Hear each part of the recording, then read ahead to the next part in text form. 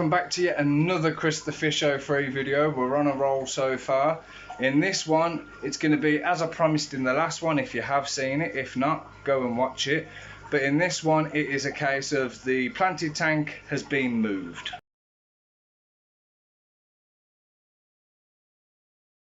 So yeah, I've managed to finally get the planted tank moved like I said I would in the last video.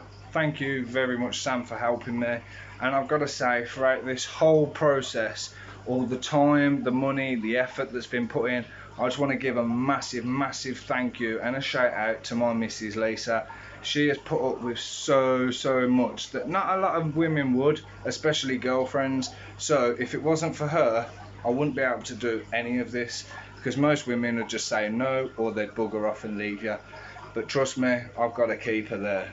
Okay, so even though the missus has very little faith in me, which I don't blame her to be fair, I've managed to get a 4x4 square of polycarbonate sheeting for 21 quid from Home Base, and then I've cut it and measured it, well, measured it and cut it perfectly.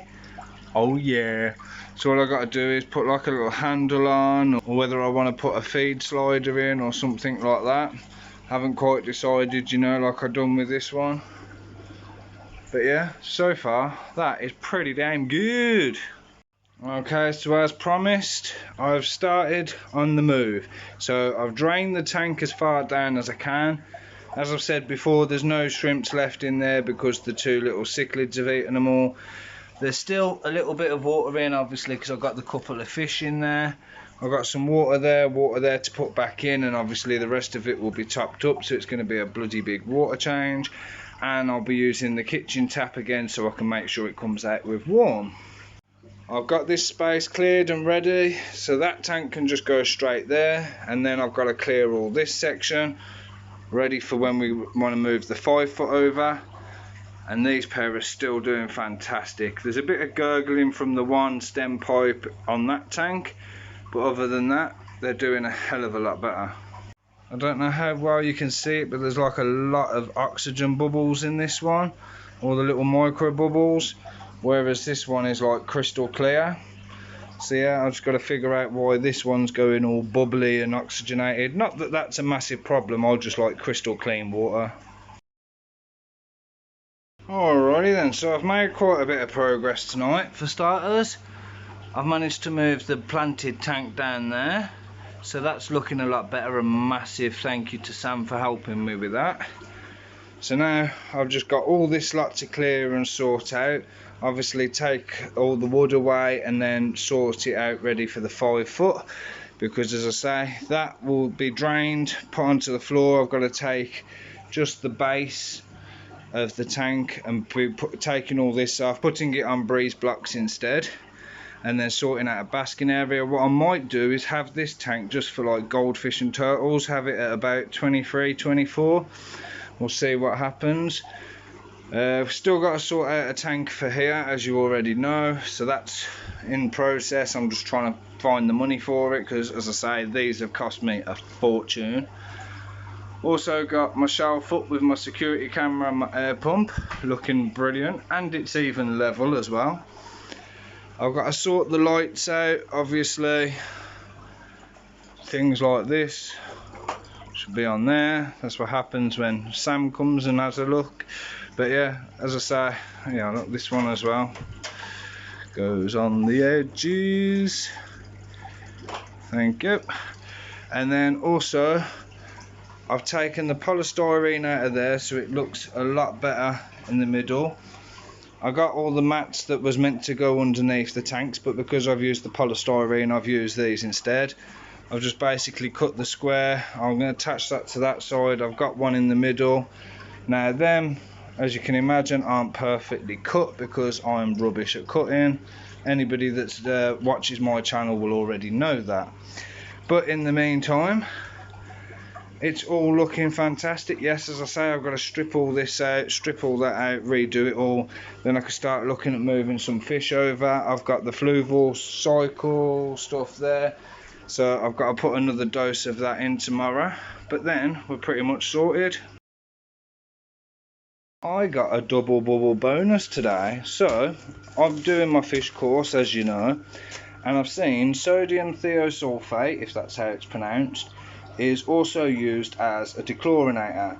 Now 500 grams you mix with warm water and you pour it in until it's dissolved, then you pour it into a jug, a gallon jug, and top it up with normal water. That will do 37,000 something litres, and I've got a kilogram which I ordered for £7 off eBay. Much to my surprise, I get home today to find out I've been given 2 bags for the same price. So I'm like, yes mate. So I've got about 18,000 litres of dechlorinator there, which should last me quite a while. Now yeah, it'll take the chlorine out of the water. It's not quite as good as say the Prime, because the Prime does more than just dechlorinate, but at the same time that is expensive stuff, so I can use that for as and when I need to, and this can be for my regular water changes because it's a lot cheaper and you can use it in a massive abundance. Obviously I've got loads. I've got a 3 litre Vimto bottle here, but apparently 1 gallon is 4.5 litres, so I've got enough to do this and then another say 2 litre bottle, 3/4, you know what I mean? So I'm gonna have more than enough, and that's just using half a bag. I'm gonna have enough stuff of this to last me the rest of my fish life. So yeah, I've got obviously the sump there ready for the next tank. It's also got a quarantine tank at the end as well, so I can at least get that running with a sponge and a small heater. I've also got my electrics done underneath here, so that is obviously for this tank's heater and light. It's a bit dark at the moment because obviously I've got that soil based substrate in, so it's a bit stirred up, but if you look closely, I've got, it's a minging tank. There's a long fin albino bristlenose there, and then there's also a couple of these little cichlids as well. You can see both of them there. This tank needs a bloody good clean, but yeah, they are both there, I promise you. There you go, you can see them both together now. So yeah, there's all of about 3 fish in this tank. There's no shrimps because they've eaten them all. A lot of the plants have been dying off as well, because to be honest with you, this tank's kind of been neglected since all my shrimps died. But I'm going to get back on it, get these this tank replanted, get the plants that's in here back to life, get some more shrimps, obviously get them fish out, and get back to normal. So yeah, on the main house, like the house main, I've got my air and my security camera. So obviously because obviously this is all on its own ring main, if the fuse blows for the garage, not only have I got the camera that I can look at to see, but at least I know that I'll still have an airflow going. At the moment, obviously I haven't connected all the air hoses, there's just the 2 go into that tank, but all of my tanks will have at least 1 double sponge filter in as well. I know it might be a bit overkill when you've got the sump on the 2 tanks as well, but I do it in all my tanks. Not only is it extra bubbles, extra filtration, but again, if anything was to happen, touch wood, then at least I know that the filter's still running even if the heaters aren't. So yeah, for now we're going to leave it at that. The next video, if you're lucky, it might even be moving the fish over, and I'm not even going to tell you yet which fish. So as per usual, make sure you like, you subscribe, hit that bell, and I'll catch you in the next video. Bye bye.